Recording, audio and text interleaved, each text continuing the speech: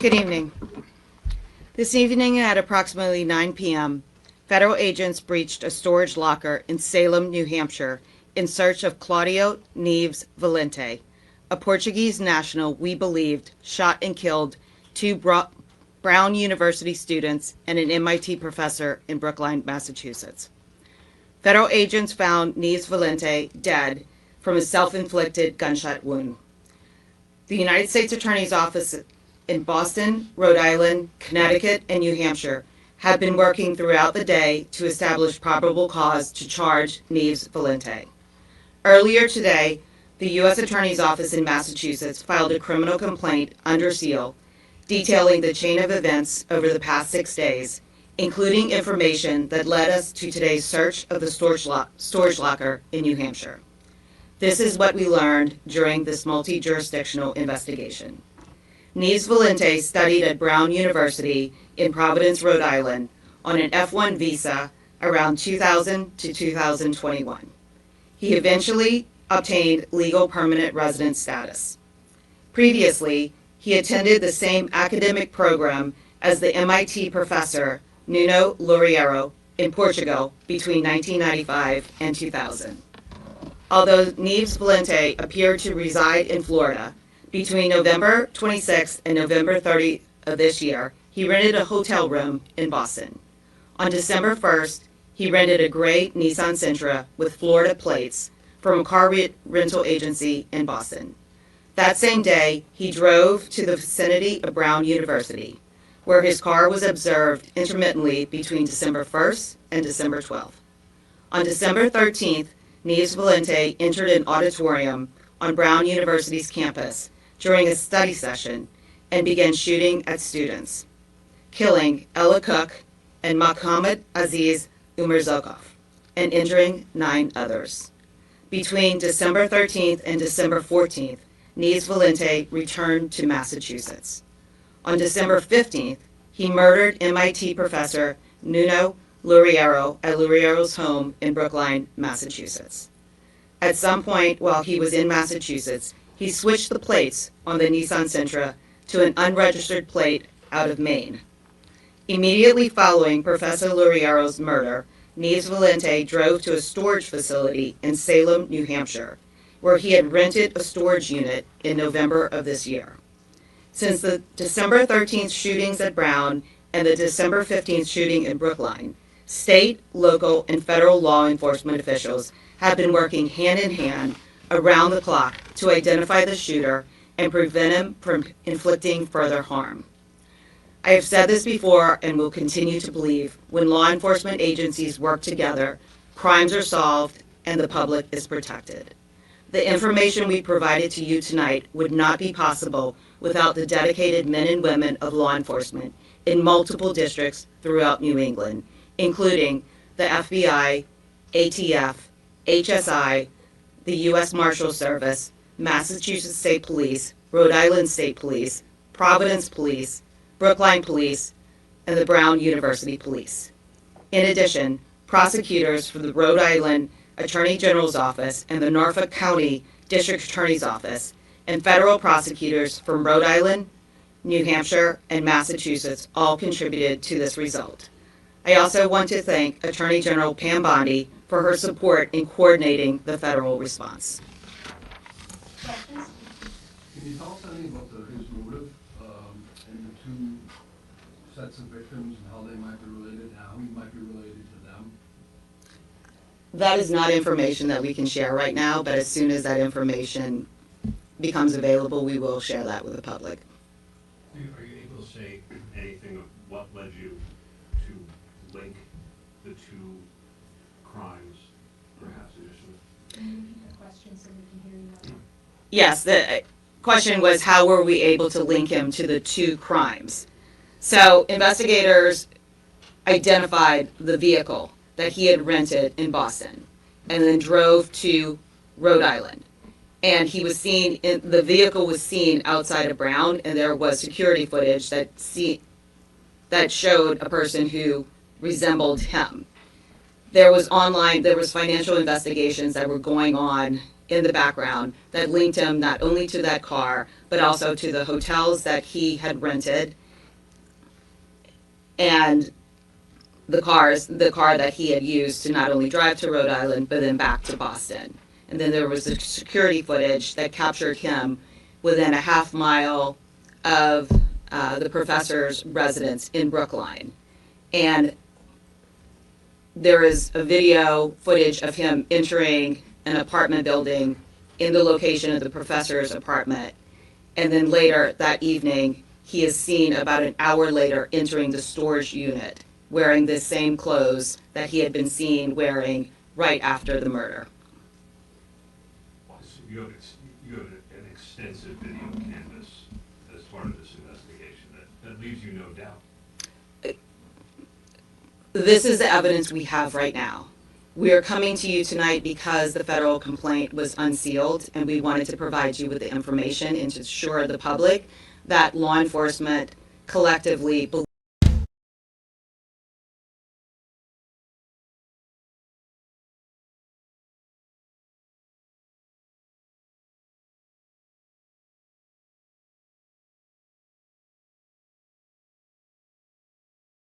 believe that we have the person, that we identified the person, and that person is dead, and that he was the person responsible not only for the Brown shootings, but for the Brookline shooting.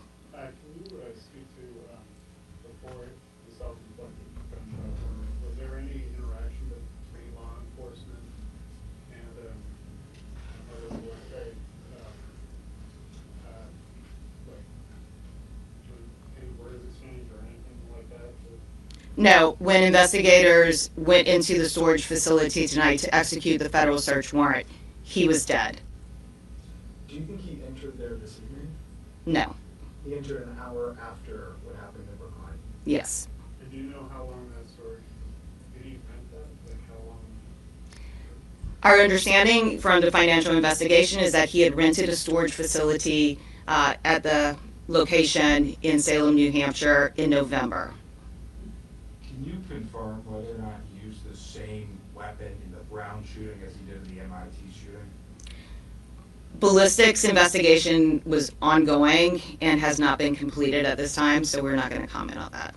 Can you give us any sense of when you started to recognize perhaps that he was the same person? I know it was through a video, but when it sort of dawned on investigators that these two cases were related? It was in the last 24 to 48 hours that my understanding, according to my understanding, is when the link began to be established. And that was mainly, he was using a phone that was obfuscating ability to track it. And he was using financial, not credit cards that were tied to his name. And so he was sophisticated in hiding his tracks. According to the complaint that was unsealed, it said that Wednesday and the MIT professor had attended the same academic program together in Portugal from 1995 to 2000. Do you know if they knew each other? Or My understanding is that they did know each other. Have they been in communication since that last date? I don't have any information to provide you. Would you call this targeted? We're still investigating the motive in this case and trying to, because like I said, he was very careful in his communications, and we just don't have any information right now to answer that question. But when we get that information, we will share it. Was there anything else in the storage locker? The storage locker in which his body was found, my information is that no. Was that satchel in the storage? Yes. locker? What was that? Can you repeat the question? I can't hear you online. So the question was there anything else in the storage unit aside from the defendant's body? And the answer is he was found in there with his satchel. There was nothing else found in there that I am aware of, but they're still in the process of searching that facility right now. Did he kill himself right away? We don't have any information when he killed himself, but he was dead when investigators found his body. Can you tell us anything about his life, like, I think you said the last time Adam was in Florida, like what he was doing, was he working, was he in the field of physics, which he had studied, any sort of biographical stuff you can tell us about him? Because his identity was only become aware to us in the last 24 hours.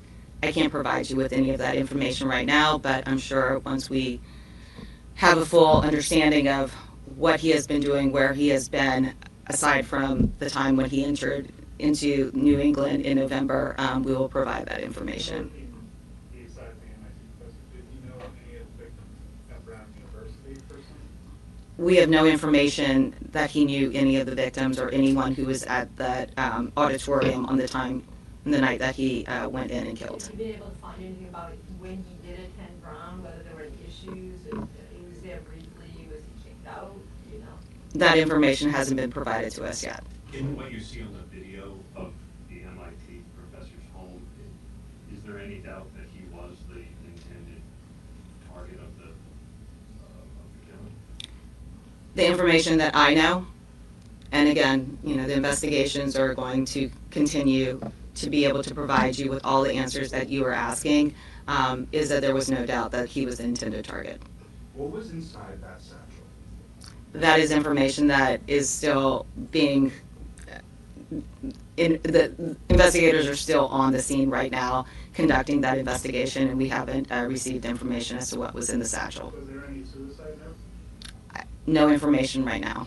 How about in terms of the charges themselves? I mean, the crime of Rhode Island and also the 1 year. How does that sort of get sorted out? How does it get charged, et cetera? So there are state crimes, including the murders, and then there are the federal crimes, which is one that we brought tonight. The jurisdictions are working together, and we have been sharing information together and encouraging everyone to share information that could result in solving the crimes that were committed in their jurisdictions. And we will continue to do that if there are any doubts that are left with closing out those investigations. We will continue to share all the information so that we can share with you whatever motivations come to light as to why these heinous crimes were committed.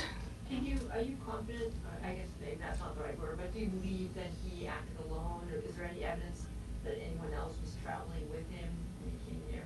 We have no information that he was acting in concert with anyone else right now. Anything interesting found in the car? That search is still underway, but we will provide you again with more information as soon as we get it. Anything more you can tell us about, you said he hid his own tracks. Can you talk about that a little bit, what he did? So he was using an application on his phone, and there have been a couple things. The Google phone doesn't allow officers to ping the direct location and get real-time location information about the phone.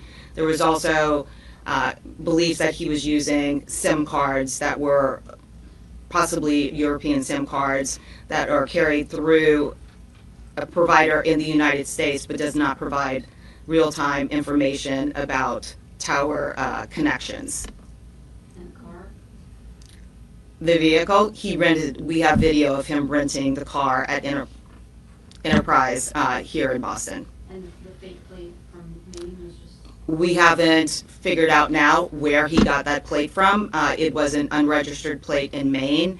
We have information that that plate was a very old plate that had been taken out of the registration status over a decade ago.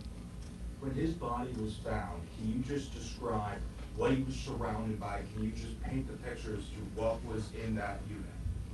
What I can say is he rented one unit.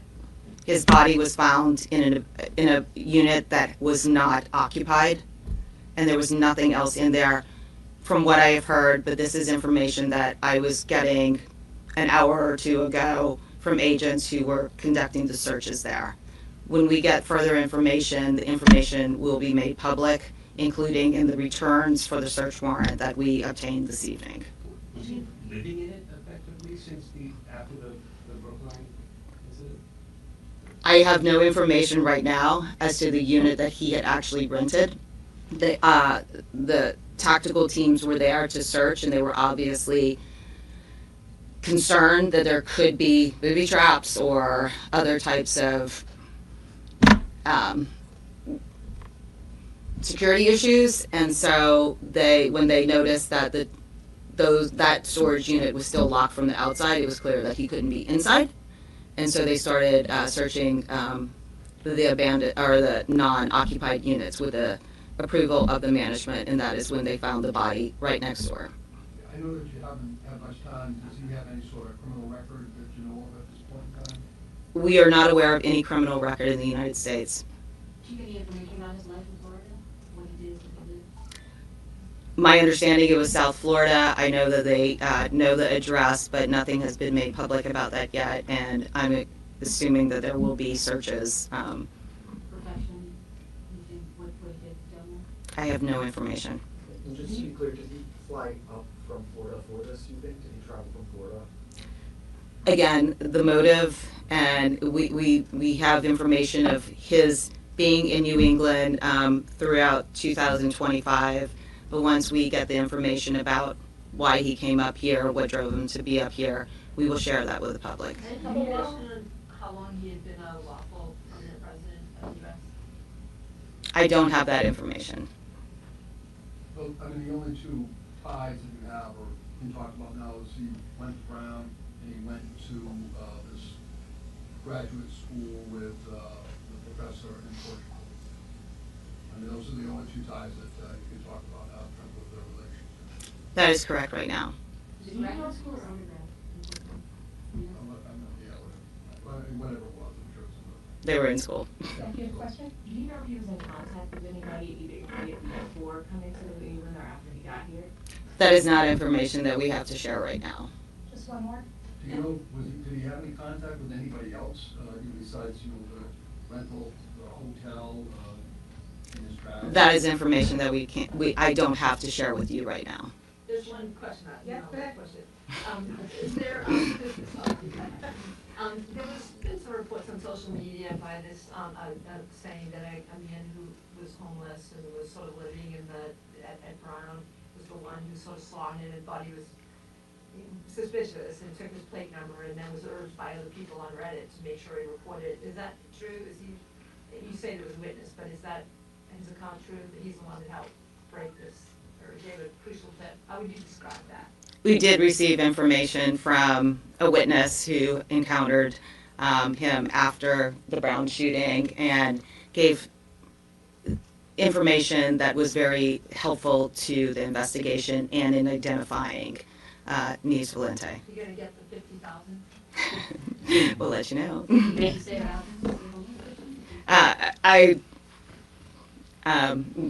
The accounts that are on the record right now is what we can comment on, but we will provide, again, more information so that the public will have confidence in our investigations. Thank you. Thank you. Thank you so much.